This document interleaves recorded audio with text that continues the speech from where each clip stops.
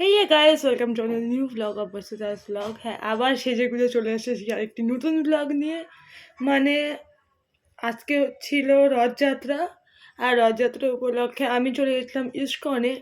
হ্যাঁ, ইস্কনে পৌঁছেও গেছি এবং সেখানে গিয়ে প্রথমে মা তিলক কেটে নিল, তারপরে আমিও তিলক কেটে নিলাম বিকজ আমার একটি ডান্সের পারফরমেন্স ছিল। ঠিক ডান্সের পারফরমেন্স না, বাট যা ছিল সেটা আপনারা অবশ্যই পরবর্তীকালে ভ্লগে জানতে পারবেন।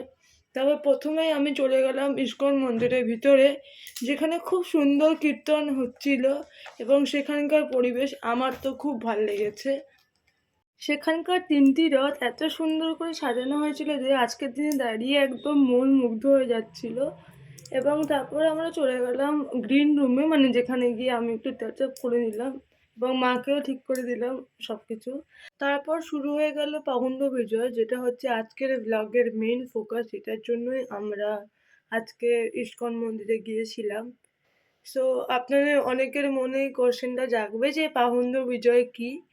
সো আমরা সকলেই জানি যে জগন্নাথ দেবের স্নানযাত্রার পর জগন্নাথ দেবের জ্বর চলে আসে এবং জগন্নাথ দেব, বলরাম এবং সুভদ্রা 15 দিনের জন্য জ্বর অবস্থায় একটি ঘরে থাকেন এবং সেই ঘরে কোনো পুজো হয় না এবং তিনি কাউকে দেখাও দেন না।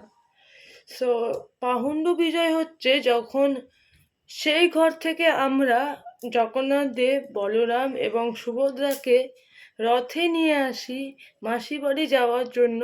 সেই জার্নিটাকেই বলা হয় পাহুন্ড বিজয়।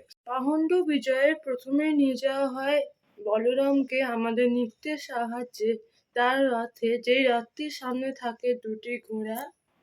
তারপর নিয়ে যাওয়া হয় সুভদ্রাকে তার রথে, যেটির সামনে থাকে ময়ূর। এবং তারপর নিয়ে যাওয়া হয় জগন্নাথ দেবকে তার রথে, যেটির সামনে থাকে হাতি।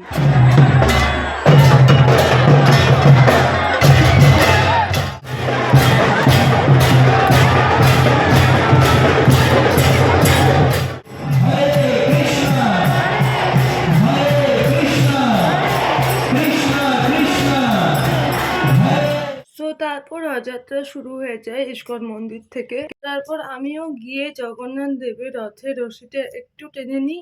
সো আমার রথযাত্রার দিনটি তো খুব ভালো কাটলো। আপনাদের কেমন কেটেছে অবশ্যই কমেন্টে জানাবেন। সো আজকের ব্লগটা এই অবধি।